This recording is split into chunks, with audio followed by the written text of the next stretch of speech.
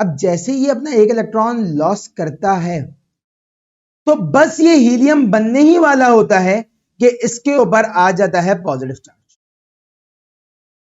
और ये यहां बैठ के रोना धोना मचाना शुरू कर देता है कि या अल्लाह, ये देखो ऊपर की तरफ लिथियम बैठा हुआ है, ठीक है, और उसके पास भी तो 2 इलेक्ट्रॉन है और मेरे पास भी तो 2 इलेक्ट्रॉन बचे हुए, ठीक है, क्योंकि एक तो मैंने निकाल दिया तो मेरे पास भी 2 इलेक्ट्रॉन बचे, तो मेरे ऊपर ये पॉजिटिव चार्ज क्यों आ रहा है? मेरे ऊपर ये पॉजिटिव चार्ज क्यों है? ऊपर देखें लिथियम बैठा हुआ है, ठीक है, लिथियम के ऊपर तो कोई चार्ज मौजूद नहीं है, उसके पास भी 2 इलेक्ट्रॉन है, मेरे पास 3 थे, मैंने एक निकाल दिया तो मेरे पास भी 2 बचे। मेरे ऊपर पॉजिटिव चार्ज क्यों? कोई भी एटम, कोई भी एलिमेंट अपने ऊपर पॉजिटिव चार्ज या नेगेटिव चार्ज लाना पसंद नहीं करता।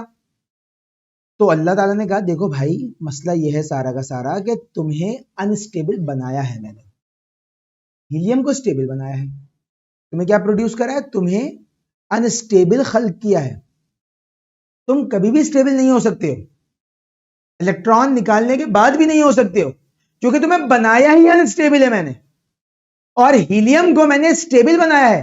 तुम इतने अंधे हो कि मैंने हीलियम को अगर 2 इलेक्ट्रॉन दिए थे तो उसको बैलेंस करने के लिए मैंने 2 प्रोटॉन भी दिए थे। इस वजह से हीलियम के पास क्योंकि 2 पॉजिटिव चार्ज हैं और 2 नेगेटिव चार्ज हैं तो वो न्यूट्रल है, उसके ऊपर कोई चार्ज मौजूद नहीं है। जबकि तुम्हें मैंने क्या दिया था? तुम्हें मैंने 3 इलेक्ट्रॉन और 3 प्रोटॉन दिए थे। तुमने क्या करा? तुमने सिर्फ हीलियम के जाहिरी 2 इलेक्ट्रॉन देखे और उसकी तरह बनने की कोशिश करी और अपना ये 1 इलेक्ट्रॉन यहां से लूज कर दिया।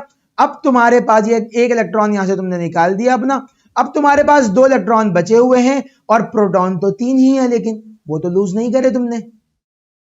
तो अब ये एक पॉजिटिव चार्ज का ज्यादा होना तुम्हारे चेहरे पर नजर आएगा, क्योंकि तुमने सिर्फ हीलियम की जाहिरी कैरेक्टर को देखकर उसकी तरह बनने की कोशिश करी। बेटा क्या यही गलती हम लोग अपनी अपनी जिंदगी में नहीं कर रहे? जब बहुत से लोगों को हम देखते हैं कि यार ये कितना स्टेबल है, माशाल्लाह इसके बाद इतना पैसा है, इतनी दौलत है, क्या तुम्हें पता है कि उसकी जिंदगी में सुकून है कि नहीं? तुम्हें एक शख्स दिख रहा है बहुत परफेक्ट, सारे काम कर रहा है, वो हर चीज में टॉप पर है, हर चीज बेहतरीन है उसकी, जो काम करता है बेहतरीन करता है, लेकिन क्या तुम्हें पता है कि उसके बाद दिली सुकून, दिमागी सुकून मौजूद है कि नहीं है? और तुम बस दौड़े चले जा रहे हो उसके जैसा बनने के लिए। आपने किसी फिल्म स्टार को देख लिया, किसी सुपर स्टार को देख लिया, आपने देखा यार क्या लाइफ है, क्या लोग उसके आगे पीछे घूमते हैं, क्या कभी दिल का हाल पूछा उसके तुमने कि अंदर से क्या है वो? सोचा कभी इस बात के बारे में? ये देखो यहां पे ये गलती लिथियम ने करी है। लिथियम ने जाहिरी 2 इलेक्ट्रॉन को देखा जो कि शेल में घूम रहे थे। क्यों? क्योंकि आपको पता है कि न्यूक्लियस तो अंदर होता है, बाहर की तरफ इलेक्ट्रॉन होता है।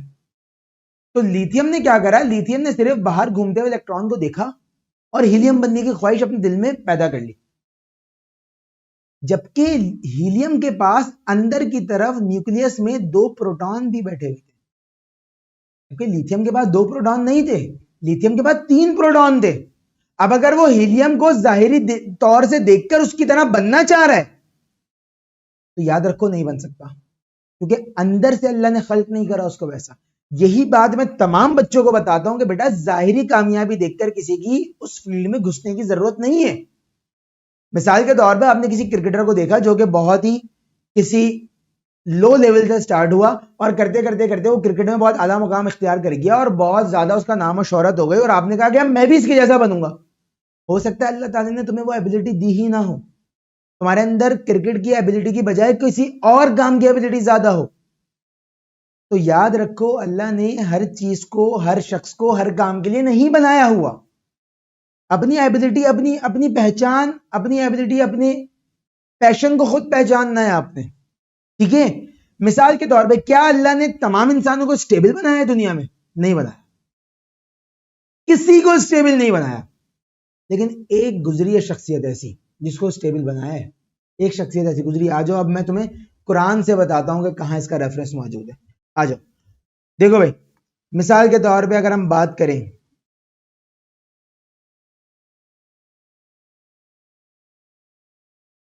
अगर तुम यहां पर आ जाओ, देखो भाई यहां पर कुरान शरीफ में एक आयत मौजूद है और वो आयत है सूरह आले इमरान की आयत नंबर 59। अल्लाह के नजदीक ईसा की मिसाल आदम की सी है, उसी मिट्टी से पैदा किया, फिर उसे फरमाया हो जा तो वो हो गया। अल्लाह की मिसाल, अल्लाह के नजदीक ईसा की मिसाल आदम की सी है। क्या?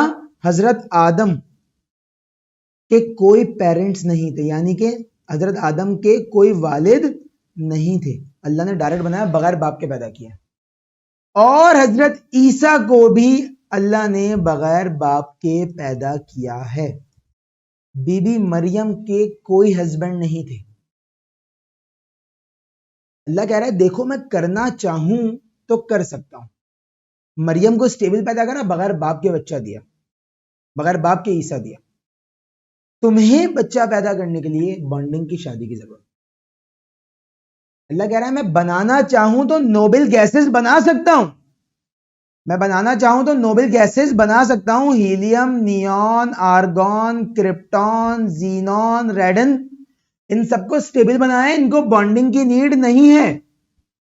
लेकिन बाकी एलिमेंट्स को नहीं बना रहा, उनको बॉन्डिंग की जरूरत पड़ेगी स्टेबल होने के लिए। समझ में आ रही बात?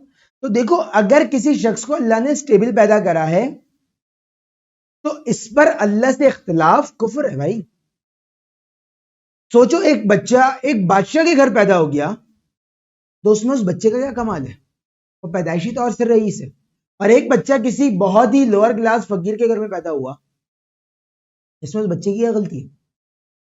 लेकिन बड़े होके अगर वो खुदा से इख्तिलाफ कर रहा है कि अल्लाह मुझे क्यों अमीर खानदान में पैदा नहीं करा, तो बेसिकली ये खुदा की डिस्ट्रीब्यूशन से इख्तिलाफ, यही तो हसद है।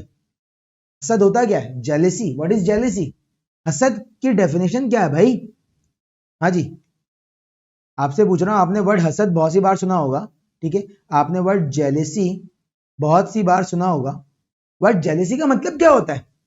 हसद का मतलब है खुदा की डिस्ट्रीब्यूशन से, खुदा की तकसीम से इख्तिलाफ। खुदा ने उसको वो दिया हुआ है और आप जल रहे, तो बेटा तुम खुदा की तकसीम से इख्तिलाफ मत करो, तुम अपनी एबिलिटीज को बढ़ाओ और अपने दर्जे को उस मुकाम पे लेके जाओ कि जहां पर तुम्हारे पास भी वो नेमतें मौजूद हो जो बाकियों के पास मौजूद। मेहनत तो करो, ठीक है। तुम सिर्फ ये सोच के बैठते रहो यार देखो उसका एडमिशन हो गया, वो तो पढ़ता भी नहीं था, मैं तो उससे बहुत ज्यादा पढ़ता हूं। हो सकता है तुमने कहीं गलती करी हो सकता है तुम्हारा पाथ, तुम्हारी डायरेक्शन, तुम्हारी मेहनत उस तरीके की नहीं हो जो उस बंदे की है। तुम इंटरनली थोड़ी जानते हो उसको। अगेन वही बात, लिथियम हीलियम को इंटरनली नहीं जानता था, बाहर घूमते हुए इलेक्ट्रॉन को देखा, उसकी तरह बनने की ख्वाहिश करी और जब बना तो उसके ऊपर पॉजिटिव चार्ज आ गया।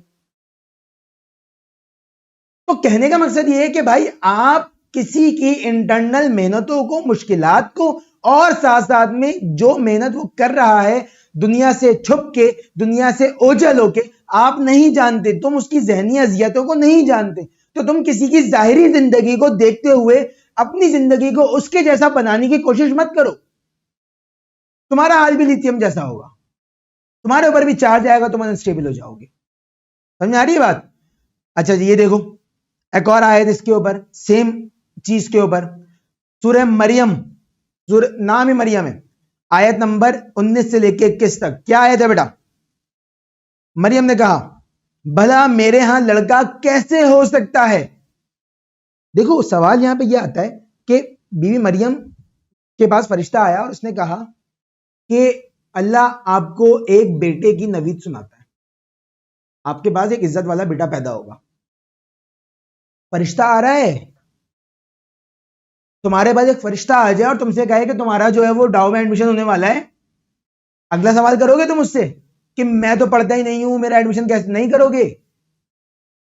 लेकिन मसला ये है कि बगैर बाप के बेटा पैदा होना ये नेचर के खिलाफ है, ये नेचर के अगेंस्ट है कि भाई उस वक्त तक कोई बच्चा पैदा हो ही नहीं सकता जब तक मेल और फीमेल गैमेट्स कंबाइन ना हो जाए। बायो में पढ़ाऊंगा रिप्रोडक्शन के अंदर कि मेल स्पर्म फीमेल ओवम जब कंबाइन होता है तो जाइगोट बनता है।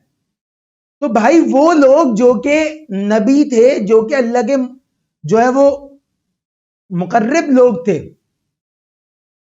वो भी कभी कभार नेचर के लॉस को टूटता हुआ देखकर शक में पड़ते थे कि भाई ये कैसे हो सकता है। जैसे कि हजरत जकरिया का वाकया कुरान में मौजूद है कि जकरिया को कहा गया कि आपको एक बेटे की नबी सुनाई जाती है जिसका नाम यहिया होगा। हजरत जकरिया ने कहा कि मैं तो बूढ़ा हो चुका हूं, मेरी बीवी बांझ हो चुकी है, कैसे ही बेटा पैदा होगा, जबकि अल्लाह सुना रहा है उनको नबी। फिर भी उनको पता है कि नेचर के लॉज ये हैं कि मेरे यहां बेटा नहीं हो सकता, तो शक में पड़े। बीबी मरियम क्या कह रही है? कह रही है भला मेरे यहां लड़का कैसे हो सकता है, मुझे तो किसी इंसान ने छुआ तक नहीं है और ना ही मैं बदकार हूं, मेरे यहां कैसे हो सकता है? तो फरिश्ते ने कहा ऐसा ही होगा, ऐसा ही होगा। तुम्हारे रब ने फरमाया मेरे लिए आसान है और हम इसे लोगों के लिए एक निशानी और अपनी तरफ से रहमत बनाएंगे। और ये बात तयशुदा है। यहां पे वर्ड निशानी का क्या मतलब है भाई? यार मैं कैसे समझाऊं तुम लोगों को, कुरान में मौजूद है यार हर चीज, केमिकल बॉन्डिंग से लेके फिजिक्स के लॉस तक, बायो के लॉस तक, हर चीज मौजूद है।